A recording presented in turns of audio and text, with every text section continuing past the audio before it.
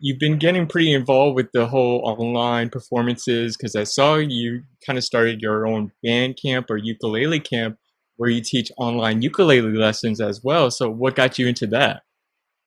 Well, I've always wanted to start a ukulele school. Like I always thought, like one day, Kolohe Kai, I'm gonna have a family. I'm not gonna be able to, do my music the way I can do it now full time. And so I've always wanted to start a ukulele camp, in the future, so that I can be able to pass on the stoke of playing music to the next generation. And Mhm. so that's something that's my goal. That's my dream, to start a school and have kids graduate from it. And my plan is to eventually have free concerts once a year for our students to perform with Kolohe Kai Oh, for a free concert. So they learn all my music, and then they can be able to play for their family and then record it as a live album so that the kids can hear them playing. It's an idea that I have, and I wanted to do it for different artists too. Is like, fly down, Common Kings or something yeah. fun where the Oh, kids can learn their music and they can come down and they can perform with the kids. And so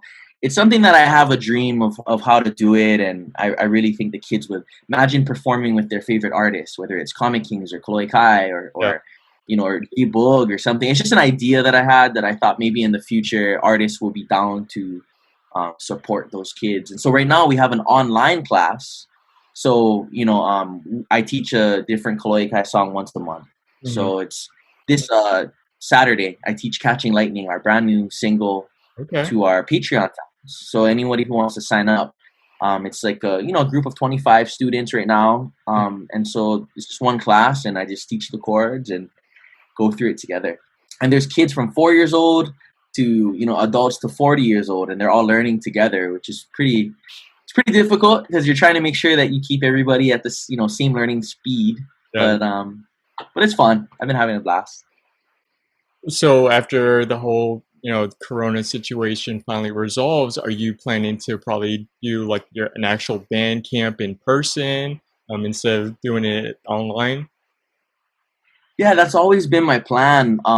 Is just start a actual physical ukulele school here in Oahu, so that the kids can come to it and learn every week from different instructors. And so, like for me, I'm not able to be there on a weekly basis, but I want to like set up a team so that they can always be available to help the kids, and then kind of like just pave the way for Yeah. them. So, I'm trying to find a ukulele studio, and I found one, which was pretty cool. And as soon as they get enough students, gonna probably try to get that thing going.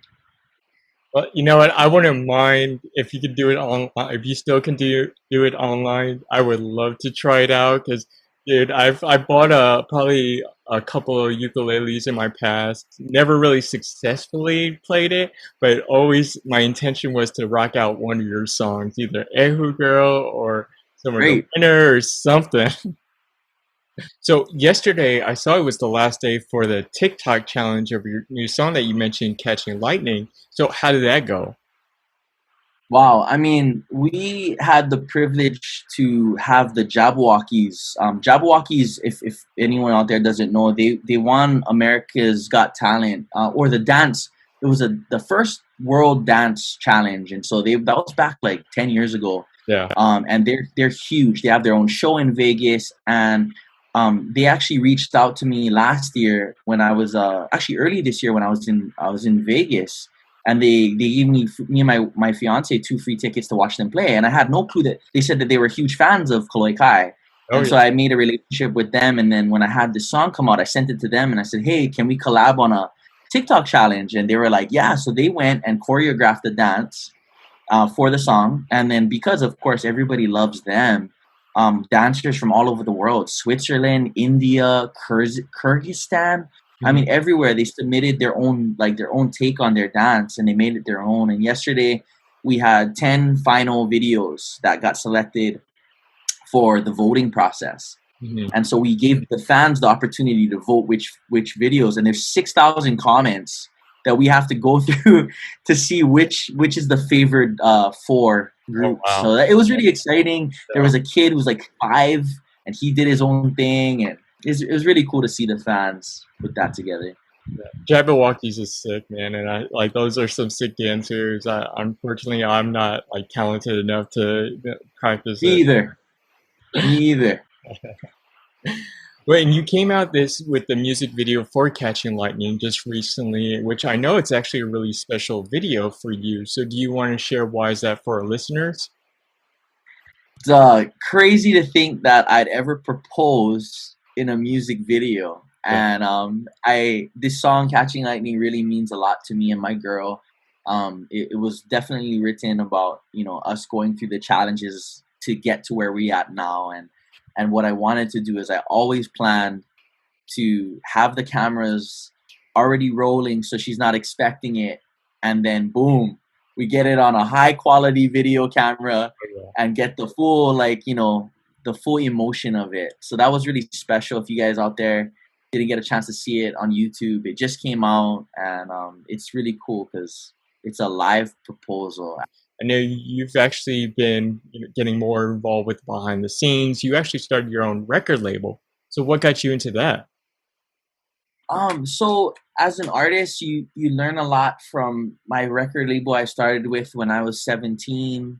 I learned a lot from it, and then later on, as an independent artist, you realize that you can do it on your own. You can pay producers, you can write your own stuff, and so I started a record label back in 2014 when I dropped Paradise. And so it doesn't take much to have your own label. You don't have to have a fancy studio. You Mhm. don't even have to really even know anything about studio work, besides having great producers. And just I have three really amazing producers I work with, and I write songs. I tell them I direct how I want it, so I co-produce the projects with them. We record it, we do the album artwork, we pop it online, boom, we're a record label. Yeah, But there's a there's a lot of things that come with it that people don't see, the promotional side, right? So you have to have videography, you got to have a marketing team. There's just so much stuff. And so I'm happy I have a great management team that helps me to accomplish my goals. You know, I can't wait to see that record label blow up, man. So, have you been like recruiting or looking for other artists to join your label? I've always wanted to do that, because I know that there's another little Roman out there, or another future artist that's gonna be coming through the ranks Yeah. in generations to come, and I want to protect them and giving them the advice that I should have had when I was younger, to help guide them and let them know that, hey, you know what, I'll show you the ropes for an album, but after that, you go on your own, and it's okay if I don't get any money from it on the second one. Just go and just go and do it. And I've been thinking about doing that, but right now Kolohe Kai is so busy, and there's just so much work going into it that I don't really have the time to go do recruits Hmm. for it. But yeah, I'm actually looking into it. Like, I'm thinking about having a manager specifically for my label to Okay. go out and reach out to artists, and then they can handle that next artist. So because I write all the time, and if Yeah. there's an artist with me and I can write a song for them, give them the whole foundation of it, and then just send them to the producer and let them take care of it, then I'll have the time for it. Yeah. So That's cool, man. I've seen in a previous interview that you mentioned before that the water actually inspires your music. So, how's that so?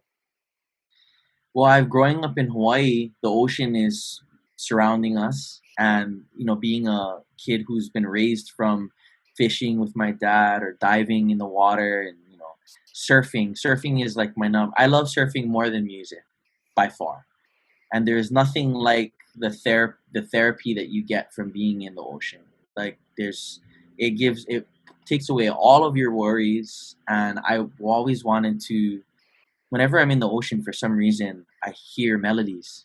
Like, it's almost, it just feels like that lifestyle is so it's so positive and refreshing. And then when I write, I always said this is what I always said since I was young, that I want to, you can, like a message in the bottle, Yeah. you can take the passion and the joy that you feel on that beach and have the privilege to put it in a bottle and send it to Florida for Brother Joel, and he opens it up and feels that exact same emotion Yeah. that I felt on the beach. And I just want to bring that those good vibes to people around the world that the ocean gives. I can't take credit for it. All I'm doing is transferring that energy into lyrics and throwing it into a song. It's not really my doing. It's more I feel privileged to do it.